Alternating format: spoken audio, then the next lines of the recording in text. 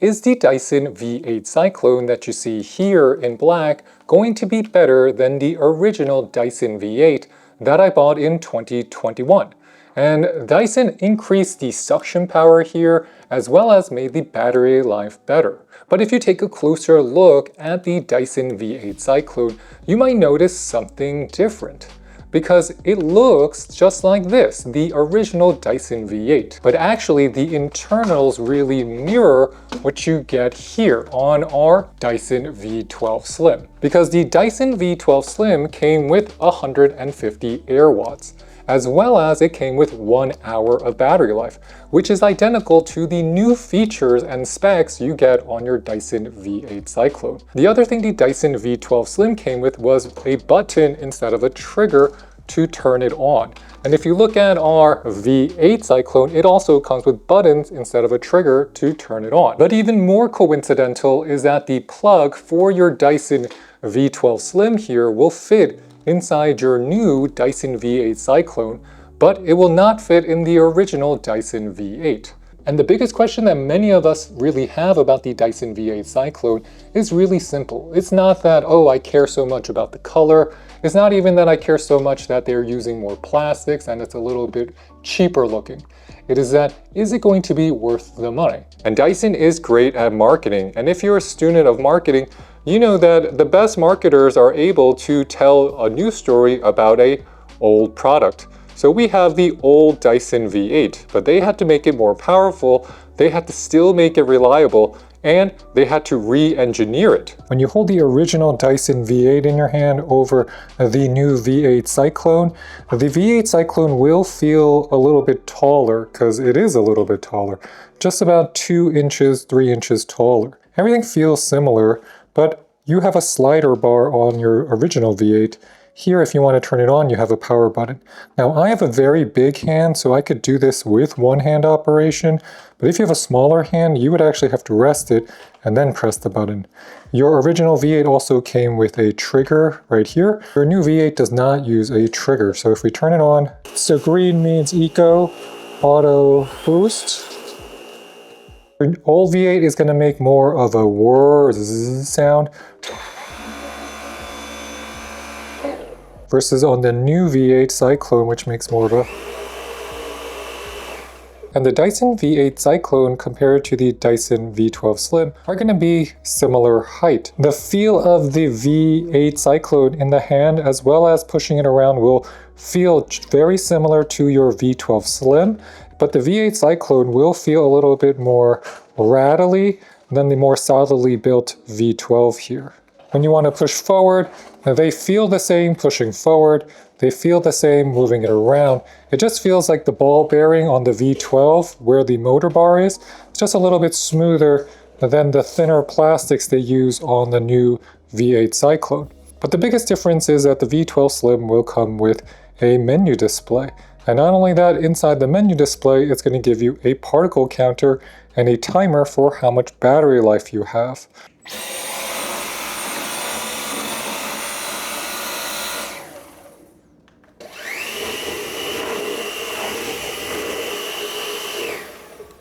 Another big clue that the Dyson V8 Cyclone is going to be closer to your Dyson V12 than the original V8 will be the charging cable. So your V8 will use this Dyson's charging cable. You can see that our Dyson V8 Cyclone uses a black plug. So I'm going to take out the plug on our V12, and then we're going to plug this in to our V8. And it is charging again. And then if I take the V8 Cyclone's charging cable and I put it in the front of our V12 is charging again. So you can see V12, V8 share the same charger.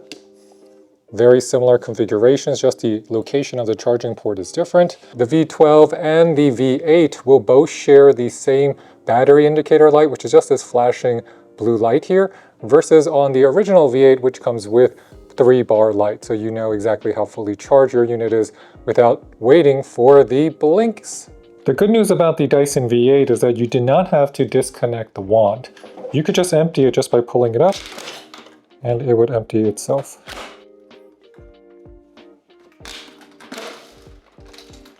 And from afar, the Dyson Anti-Tangle Motorbar looks just about the same. It's just that when you get closer, you just notice that all the plastics are just a little bit thinner than what we were getting before. So this is on your V12.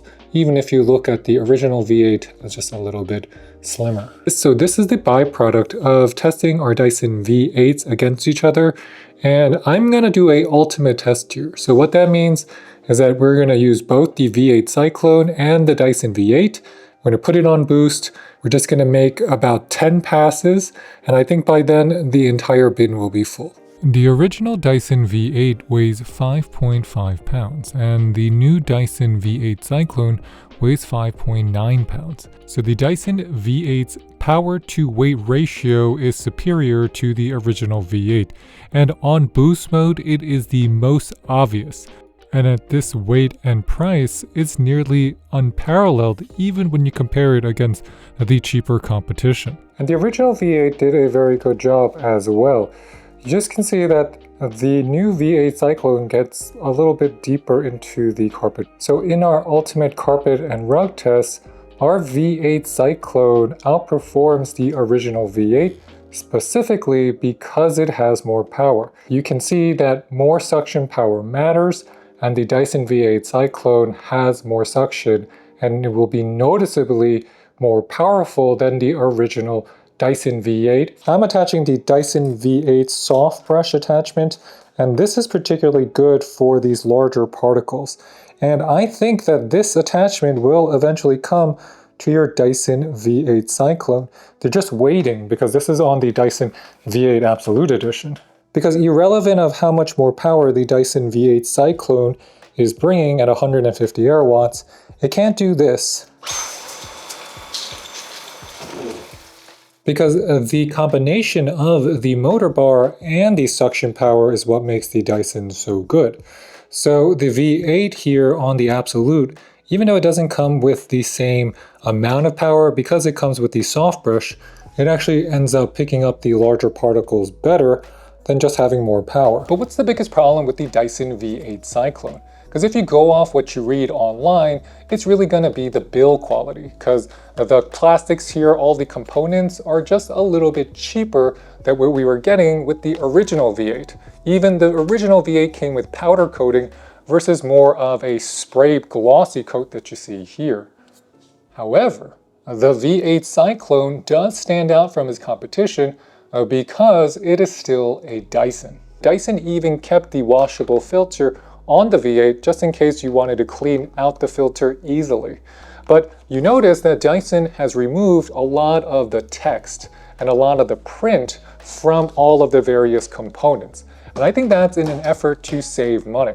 Because I liked it when they have the filter wash on the button here. I liked it when they have levels like max and min on their bins, because that makes everything seem a little bit more expensive.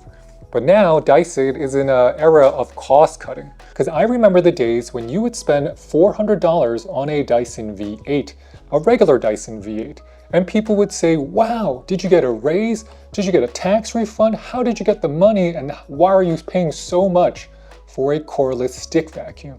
But in today's era, with brands like Shark Ninja, you have Roborock, you have Miele, even the Amazon brands, many of the best cordless stick vacuums are suddenly the same price, if not more, than the Dyson. So Dyson no longer can just make super expensive, pricey products and expect us to buy it. So Dyson on the V8 Cyclone has went in reverse. They've taken a product that is probably one of their best value products in the original Dyson V8, where they mastered all the manufacturing. They probably have factories just dedicated to building.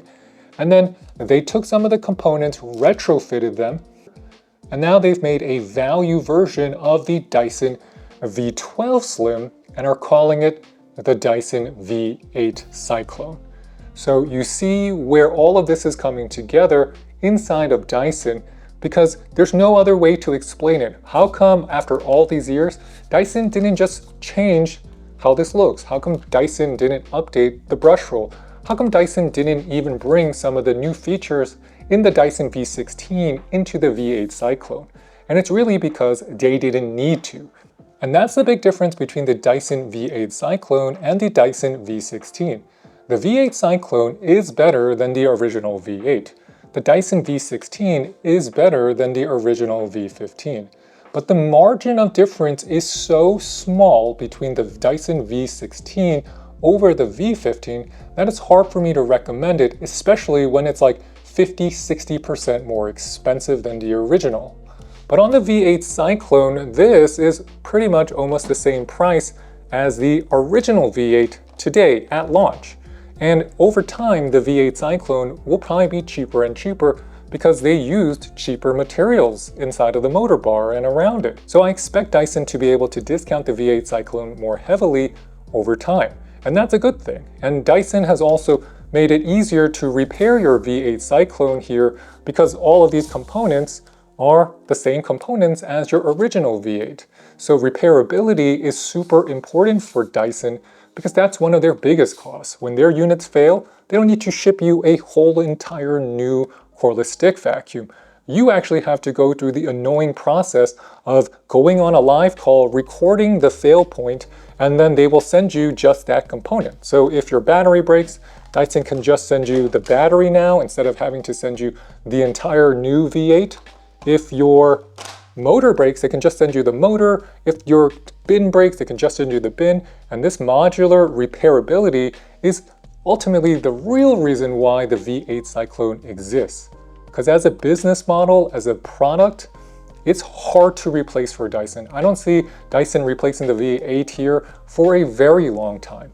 So if you like the V8 Cyclone and it's a good price for you, I would say, you know what, I know the build quality is not great, but at the same time, if you get this on sale, it's not a bad deal. So with that, thanks for watching, everybody. If you have any questions, please leave them in the comment box below, and please hit that like or subscribe button. It really does help support our channel. So with that, thanks for watching, everybody. I'll catch you next time. This is Dave with the French Glow signing off. Bye, bye, bye.